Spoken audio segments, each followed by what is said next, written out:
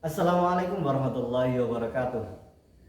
Hamdan wa syukran laka ya Allah. Salatan wa salamun alaika ya Habiballah. Wa ala alika wa ashabika wa man tabi'ahum bi ihsan ila yaumil qiyamah. Amma ba'du. Oke, perkenalkan, nama saya Muhammad Donandu Solihin. Saya berasal dari UIN Sunan Ampel, Surabaya.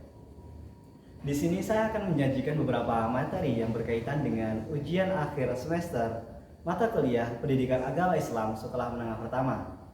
Langsung saja pada soal yang pertama, yaitu apa saja pembahasan pada materi Pendidikan Agama Islam kelas 8 semester 2. Ada beberapa materi. Yang pertama yaitu berkaitan dengan Quran hadis. Yang pertama yaitu tentang cara berlaku moderat yang disajikan dalam Quran surat Al-Baqarah ayat 143 berkaitan dengan umatan wasaton. Yang kedua yaitu tentang ilmu tajwid, adanya hukum nusukun atau tanwin dan juga hukum nusukun. Dan yang ketiga ada hadis, yaitu berkaitan dengan perintah Nabi Muhammad SAW tentang hidup yang tidak berlebihan dalam beribadah, yaitu adanya keseimbangan antara ilmu agama dan juga ilmu akhirat. Lanjut, yang kedua ada materi akidah berkaitan dengan iman kepada Nabi dan Rasul, adanya pengertian iman dan juga perbedaan Nabi dan Rasul, sifat-sifat wajib, jaiz, mustahil, mukjizat dan juga karakteristik dari ulul azmi. Materi yang ketiga yaitu berkaitan dengan akidah, yaitu membahas mengenai sifat atau sikap toleransi terhadap sesama agama maupun yang berbeda agama.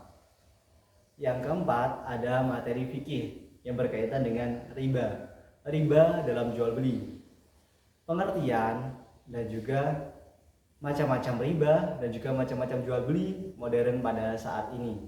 Terus yang terakhir ada sejarah kebudayaan Islam, di mana materi ini membahas mengenai siapa saja sih ilmuwan-ilmuwan yang hidup pada masa Abbasiyah, ilmuwan umum seperti astronomi dan juga kedokteran dan lain sebagainya, dan juga ilmuwan agama tentang tafsir dan kalam dan lain sebagainya. Dan materi ini membahas juga seniman-seniman yang hidup pada masa Abbasiyah. Soal yang kedua yaitu membahas mengenai Quran hadis kelas 8 semester 1 dan 2, yaitu membahas mengenai tajwid. Langsung saja, yaitu pertama lam jalalah. Lam jalalah yaitu lam yang berada pada lafaz Allah. Cara bacanya itu ada dua. Yang pertama yaitu tafkhim, yang kedua yaitu tarkik. Tafkhim yaitu ketika lam jalalah didahului oleh harokat fathah atau dhammah. Contohnya Allah, yaitu lam jalalah didahului oleh harokat fathah. Cara membacanya yaitu tebal, posisi bibir agak mencorong ke depan, Allah. Terus yang kedua yaitu tarkik, yaitu ketika lam jalalah didahului oleh harokat kasroh. Contohnya billah, yaitu posisi lam jalalah didahului oleh harokat kasroh.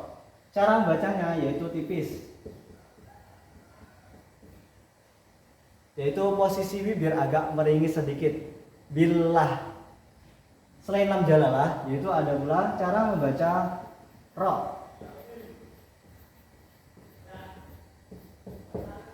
Cara membaca ro itu ada dua. Yang pertama tafkhim, yang kedua yaitu tarkik. Tafkhim sendiri yaitu ketika ro berharokat fathah atau dhammah atau ro sukun yang didahului oleh fathah atau dhammah. Contohnya warka'u, yaitu posisi ro sukun yang didahului oleh fathah.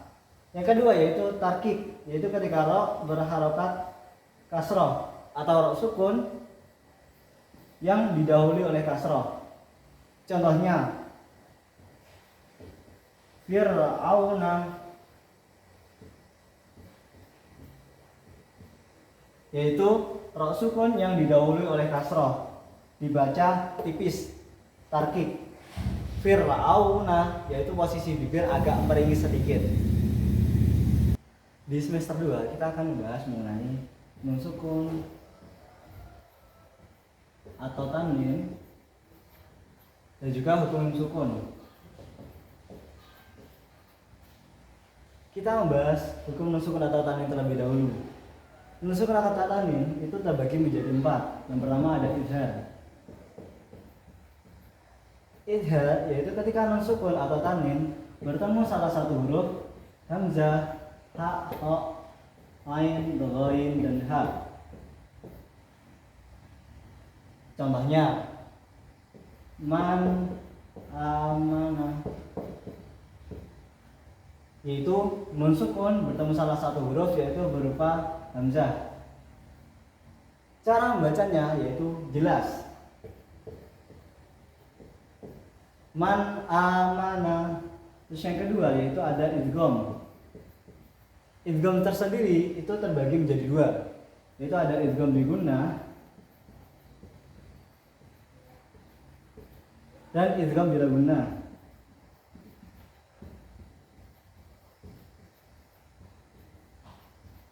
Idgham bi gunnah yaitu ketika nun sukun atau tanwin bertemu salah satu huruf ya, nun, mim, waw.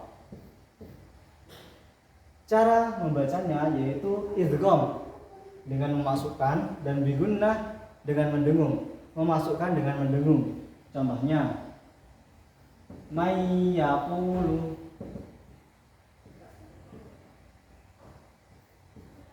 yaitu ketika nun sukun bertemu dengan salah satu huruf yaitu ya. Cara bacanya yaitu memasukkan dan dengan mendengung. May yaqulu. Terus yang kedua yaitu ada idgham bila gunnah, yaitu ketika nun sukun atau tanwin bertemu salah satu huruf lam dan ro.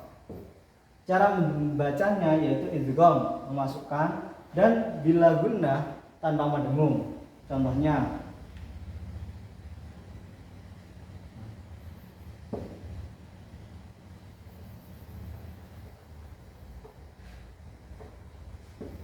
fa'il lam taf'alu.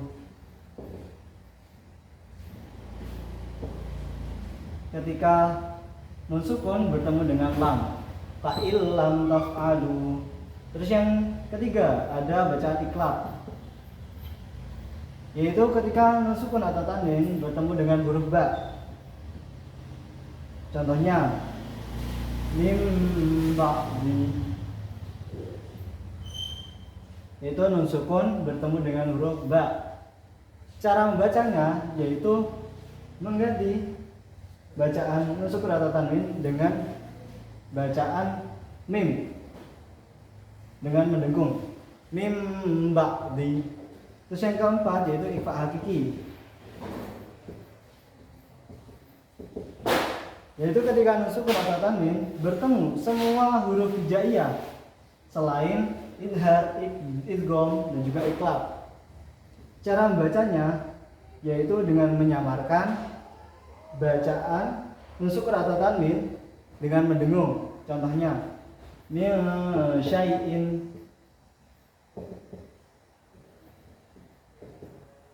min syai'in, seperti itu. Selanjutnya itu bacaan nun sukun. Nun sukun tersendiri itu terbagi menjadi 3 bacaannya. Yang pertama ada ifa syafawi. Yang kedua ada idgham mimi. Yang ketiga ada idhar syafawi. Oke, kita mulai dari ifa syafawi terlebih dahulu ya. Ifa syafawi yaitu ketika nun sukun bertemu dengan huruf ba. Contohnya wa ma hum bi kharijina.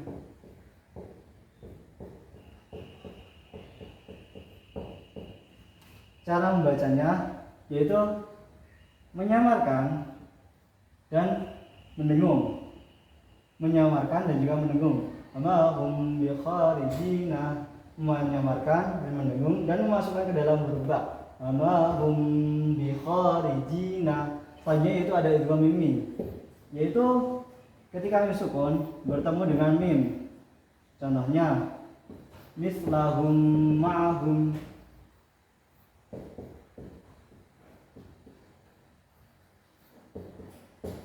Yaitu mim sukun bertemu mim. Cara membacanya yaitu dengan menyatukan huruf mim, kedua huruf mim dengan mendengung. Wa ma'ahum ma'ahum. Selanjutnya itu idhar syafawi. Yaitu ketika mim sukun bertemu dengan semua huruf hijaiyah selain idgham mimi dan ikhfa syafawi. Contohnya la'allakum tattaqun.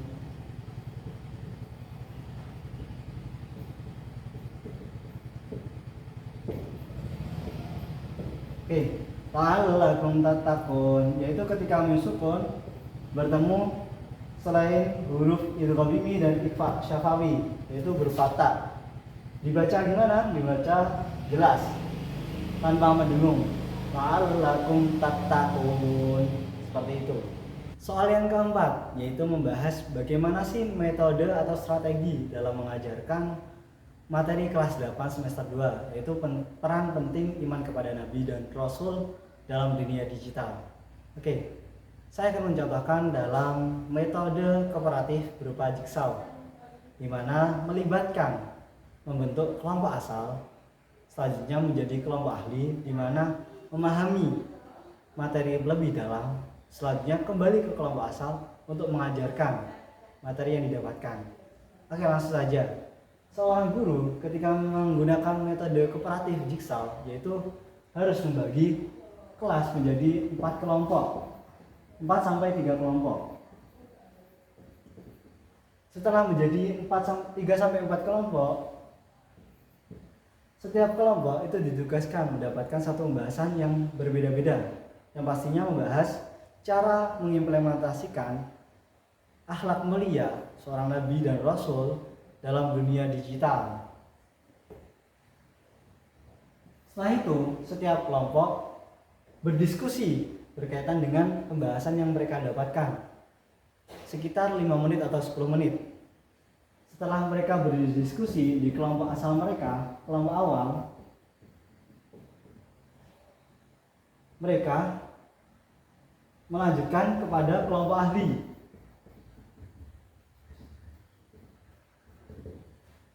Kelompok ahli ini seperti apa sih? Yaitu dari satu kelompok asal ini, salah satu orang dari kelompok asal didelegasikan ke kelompok yang lain, di mana tugas mereka untuk mengajarkan dan memahamkan materi yang didiskusikan dari kelompok asal. Seorang delegasi ini tidak hanya bertugas untuk menjelaskan pada satu kelompok saja, tetapi semua kelompok, dari kelompok 1, kelompok 2, kelompok 3, dan kembali lagi ke kelompok asal mereka. Waktunya jangan lama-lama, sekitar 5 atau 10 menit. Setelah itu, setelah para siswa dan siswi memahami materi yang dibahas, mereka kembali lagi ke kelompok asal dan selanjutnya itu tugas guru, di mana guru wajib mengetahui seberapa jauh sih siswa tersebut memahami materi yang dibahas, yaitu dengan kuisis atau post-test. Setelah dilakukannya kuisis dan post-test, guru wajib melakukan apresiasi berupa penghargaan kepada siswa yang sudah memahami, sudah berusaha memahami materi yang dibahas. Setelah itu yang terakhir, guru wajib memberikan kesimpulan terhadap semua jawaban siswa, di mana kesimpulan terakhir ini yang akan dipahami oleh siswa. Jadi dengan metode jigsaw ini pastinya siswa bisa memahami semua materi tersebut. Soal yang keempat, yaitu bagaimana sih seorang guru menjelaskan dan juga mengajak siswa untuk memahami tentang sholat gerhana, sholat istisqa, dan juga sholat jenazah, meskipun ketiga sholat ini hukumnya tidak wajib. Dalam menjelaskan itu ada beberapa cara, yaitu dengan yang pertama dengan menampilkan foto atau video, yaitu berupa media. Setelah itu, setiap siswa atau siswi diharapkan bisa berpendapat mengapa sih kejadian tersebut bisa terjadi, dan ketika kejadian tersebut terjadi, apa sih yang harus mereka lakukan. Nah, setelah setiap siswa atau siswi memberikan pendapat, guru memberikan kesimpulan guru memberikan penjelasan berupa latar belakang kejadian tersebut terjadi. Langsung saja pada kejadian yang pertama, yaitu sholat gerhana. Pastinya seorang guru harus lebih mudah memahamkan kepada siswa, yaitu dengan menampilkan sebuah video atau foto gerhana, di mana pada saat itu siswa diharapkan berpendapat, apa sih yang terjadi dalam foto tersebut atau video tersebut, dan ketika kejadian tersebut terjadi, apa sih yang harus mereka lakukan. Setelah setiap siswa memahami, setelah setiap siswa berpendapat, guru baru menjelaskan latar belakang kenapa gerhana tersebut bisa terjadi. Contohnya, gerhana bukan adalah peristiwa yang terjadi secara kebetulan, yaitu merupakan peristiwa yang merupakan bentuk kebesaran Allah Subhanahu wa taala. Salah satu bentuk mensyukuri kebesaran Allah Subhanahu wa taala yaitu dengan kita melaksanakan sholat gerhana, dan bukan takut kepada gerhana tersebut. Kita juga bisa mengaitkan kepada zaman Nabi Muhammad SAW, bahwasanya ketika kejadian tersebut terjadi, umat muslim itu dianjurkan oleh Nabi untuk melaksanakan zikir, takbir, dan doa kepada Allah. Dan bentuk doa kepada Allah ini bisa dilaksanakan dengan melaksanakan sholat gerhana. Selanjutnya yaitu sholat istisqa. Bahwa kita harus ketahui terlebih dahulu bahwasanya sholat istisqa kan terjadi karena adanya kekeringan dan ketika kita meminta hujan. Nah, kita sajikan kepada siswa berupa problem. Ketika adanya kekeringan yang melanda, apa sih yang harus kita lakukan? Setiap siswa diharapkan bisa berpendapat. Setelah itu guru menjelaskan ketika terjadi kekeringan apa saja yang harus kita lakukan. Contohnya, ketika adanya kekeringan, selain kita harus menjaga lingkungan, yaitu kita harus berdoa kepada Allah. Nah, bentuk berdoa kepada Allah yaitu dengan melaksanakan sholat istisqa. Sholat istisqa sendiri yaitu bentuk kita meminta rahmat kepada Allah, meminta pertolongan kepada Allah karena terjadinya kekeringan. Nah, kekeringan tersebut pastinya kan akibat kegiatan-kegiatan manusia tersebut. Seperti itu. Selanjutnya yaitu sholat jenazah. Kita jelaskan kepada siswa bahwasanya ketika ada salah satu sahabat muslim kita ada yang meninggal, maka kita dianjurkan untuk melaksanakan sholat jenazah. Meskipun sholat jenazah tersebut hukumnya fardu kifayah, yaitu ketika ada salah satu dari kita yang sudah melaksanakan, maka yang lainnya gugur kewajibannya. Kita seorang guru harus menekankan latar belakang kenapa sholat jenazah itu penting. Salah satunya, yang pertama, yaitu dengan melaksanakan sholat jenazah itu merupakan bentuk solidaritas kita sesama muslim dengan saling memberikan bantuan kepada sesama muslim, terutama yang sudah meninggal. Yang kedua, selain bentuk solidaritas, yaitu sebagai kesadaran kepada kita, renungan kepada kita, bahwasanya hidup di dunia ini hanya sementara dan semua nyawa akan kembali kepada Allah Subhanahu wa taala. Dengan melaksanakan salat jenazah itu merupakan bentuk persiapan kita sebelum mendapatkan waktu kematian tersebut. Seperti soal yang kelima yaitu menjelaskan materi tentang keutamaan mencari ilmu.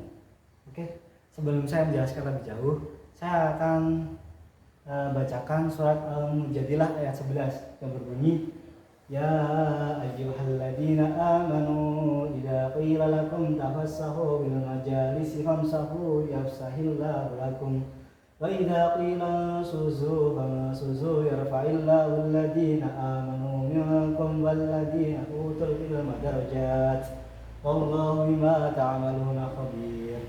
Surat Al-Mujadilah ayat 11, di mana ayat ini menyatakan bahwasanya seseorang yang mencari ilmu derajatnya akan dinaikkan oleh Allah Subhanahu wa taala. Maka dari itu setiap siswa yang sudah berusaha mencari ilmu jangan khawatir akan hasil yang didapatkan.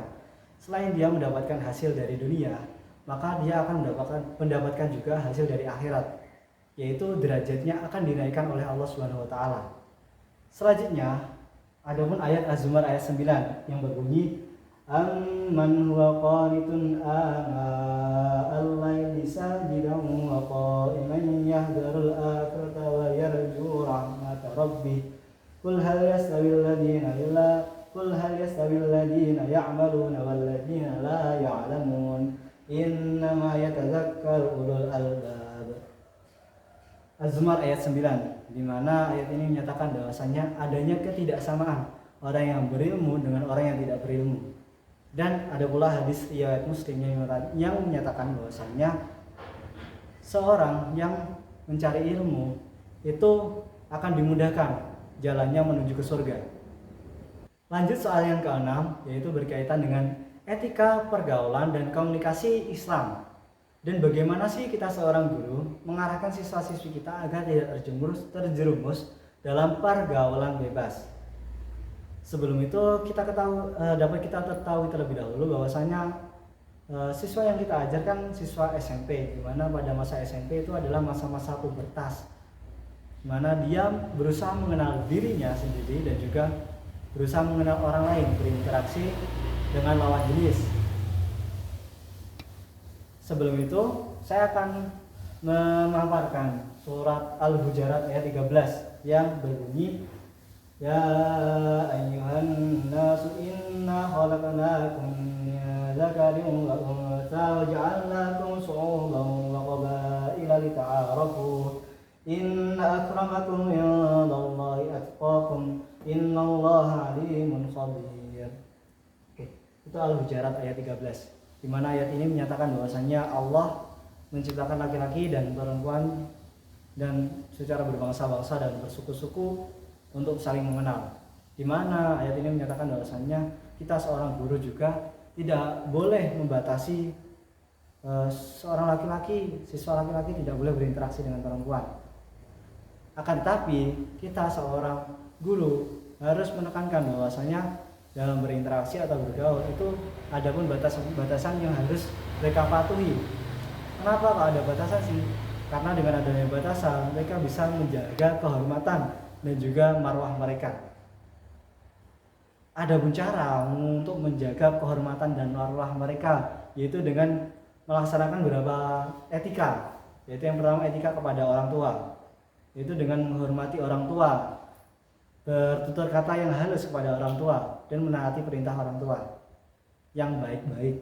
Terus yang kedua yaitu etika kepada teman sebaya, yaitu dengan saling menghormati teman sebaya, tidak menjahili, tidak membuli, tidak mengolok-olok dengan nama bapaknya, dan juga tidak menyebarkan aibnya. Terus yang ketiga yaitu beretika dengan seseorang yang lebih muda dari kita.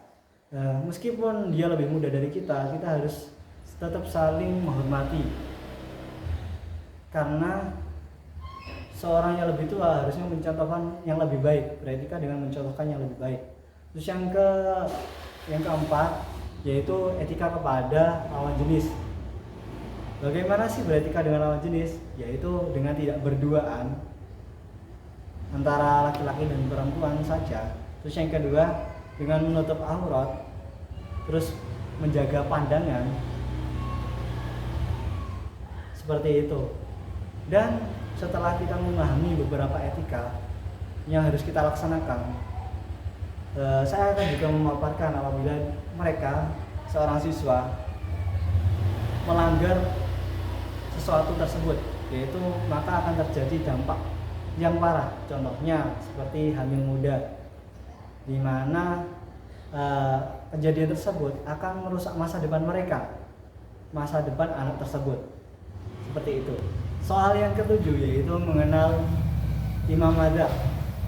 Dapat kita ketahui bahwasanya di Islam itu ada 4 madzhab yang terkenal, yaitu Imam Hanafi, Imam Maliki, Imam Syafi'i, dan Imam Hambali yang menjadi rujukan hukum syariat Islam. Dalam kita mengajarkan kepada anak SMP, pastinya mereka itu masih kesulitan dalam memahami perbedaan hukum. Oleh karena itu kita sebagai guru jangan berfokus pada perbedaannya, tapi berfokus pada keteladanan yang bisa diambil dari 4 tokoh madzhab tersebut.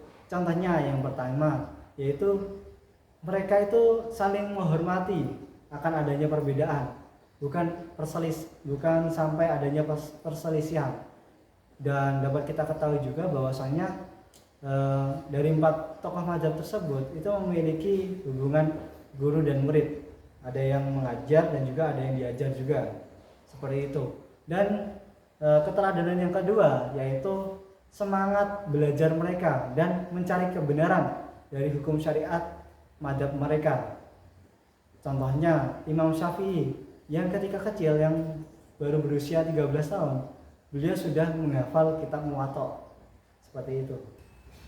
Soal yang ke-8 yaitu sikap teladan apa sih yang bisa kita ambil dari dinasti Syafawi dan Mughal. Kita bahas satu persatu dari dinasti Syafawi. Salah satu yang bisa kita ambil yaitu dinasti Syafawi memiliki semangat yang tinggi dalam pendidikan.